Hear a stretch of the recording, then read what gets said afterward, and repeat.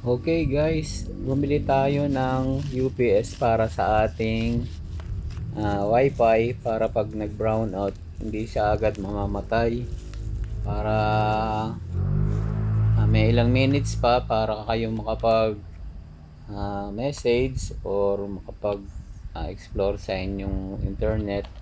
So ayan, binili natin to guys sa online. So tatry natin siya ikabit. So ito yung box, in-unbox ko na, no. At ayan guys, hindi naman ako dito paid for doing this, kaya personal lang ito So ayan, tinanggal ko na yung power nung original na power nitong wifi. So sinaksak ko tong UPS ng wifi, ayun yung connection galing sa plug papunta sa wifi mismo. So ayan, pinindot ko yung power. Ayan, nag-green light na siya. So, magtutuloy-tuloy na yan.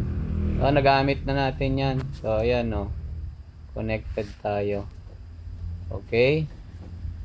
So, guys, parang siguro recommended din ito. Makakatulong. So, thank you, guys. Please Please subscribe subscribe. to Daddy Marlin.